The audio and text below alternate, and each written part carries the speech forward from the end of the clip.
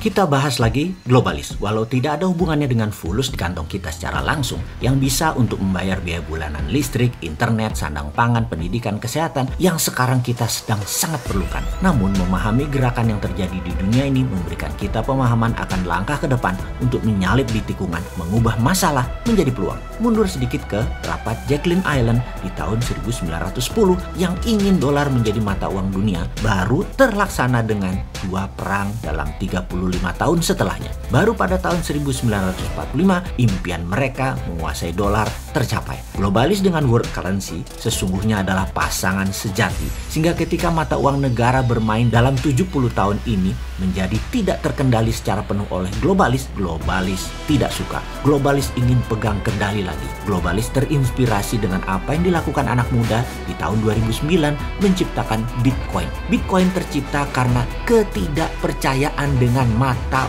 uang negara dunia yang diciptakan oleh banyak negara. Negara besar seperti Jepang, negara-negara Eropa, apalagi Amerika. Uang itu dicetak sak mau-maunya mereka, dan setelahnya negara kuat tadi ngerjain negara lemah dan negara berkembang untuk menelan kelebihan cetakan uang mereka. Inilah yang membuat Bitcoin dengan algoritmanya akan menjadi lebih adil dalam tanda petik, lebih fair, sehingga terukur dalam jumlah sisi uang beredar sebagai alat tukar dan alat bayar yang terpercaya. Ini harus kita jelaskan dengan rinci lagi khusus tentang Bitcoin ini, dan jangan terus merasa informasi kali ini mewakili kripto lainnya. Lupakan kripto lainnya, hanya khusus Bitcoin.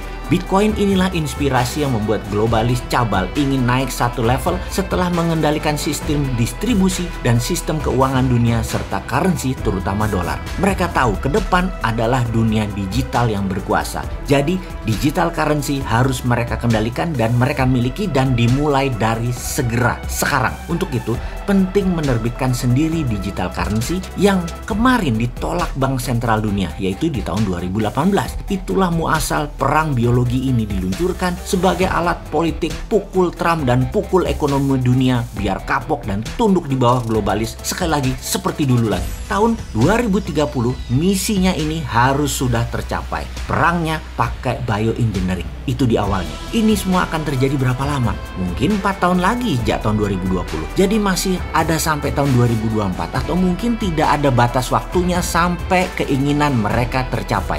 Maka jawabannya, perang ini masih panjang, virus masih panjang. Lalu apakah senjatanya hanya virus COVID? Saya belum berani menjawab, perlu pendalaman lagi. Bisa saja tool lainnya lagi yang mereka pakai. Ada banyak yang nggak bisa kita tebak. Bisa perubahan cuaca, bisa makanan berkurang stoknya, dan lain sebagainya. Yang jelas casualties at war atau korban perangnya bisa besar sampai negara-negara nasionalis patriotik menyerah semua. Target mereka apa sih? Jangan-jangan 200 juta pengangguran di seluruh dunia itu terjadi beneran. Jangan-jangan 2% dari populasi yang terpapar dari target 1 miliar manusia kena korban COVID akan hilang nyawanya. Dan ini benar-benar terjadi. COVID bisa mematikan 20 jutaan manusia. Ini jangan-jangan benar terjadi. Thanos bener dah pikiran mereka itu. Jahat. Kalau kita mikrokan ke Indonesia, maka angka 5 juta bisa terpapar dengan korban 150.000 jiwa melayang dalam kurun waktu 4 tahun ke depan. Dan ini bisa terjadi. Wah, ini sadis sekali. Amit-amit, dan tidak boleh terjadi. Saat ini dengan angka COVID terpapar 800 ribuan saja sudah sangat mengerikan. Jangan sampai yang terpapar 2 juta manusia terjadi di tahun 2021 ini. Ini mengerikan. COVID harus bisa ditangani segera.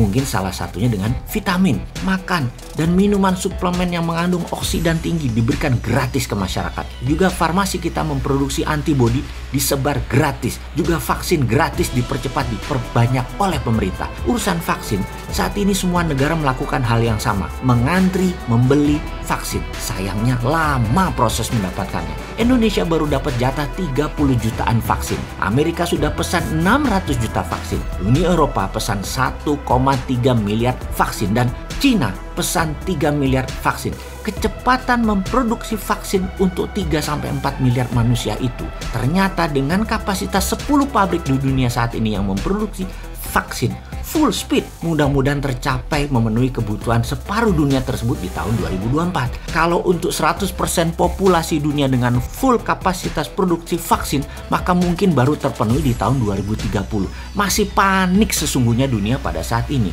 Pilihannya adalah menyerah pada maunya globalis, kendali dunia pakai digital currency mereka, pakai digital teknologi mereka, atau dunia berantakan porak-poranda sama dengan efek perang dunia dulu, perang dunia pertama dan perang dunia kedua.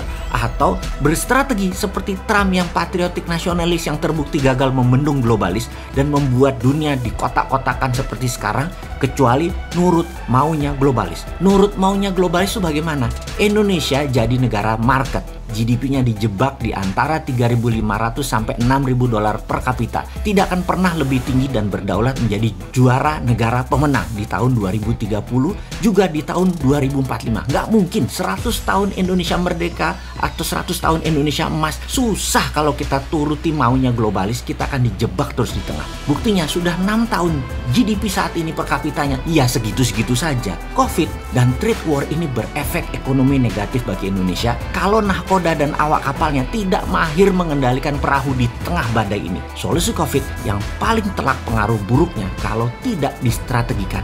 Sungguh bisa ambiar bernegaranya. Bener deh, kita duduk bersama lagi deh benahi kelemahan penanganan Covid. Nakes sudah mati-matian berjuang. Salah kelola Covid bisa-bisa akan musnah kita. Musnah bukan hilang, tetapi Indonesia tidak berdaulat dan menjadi negara kalah.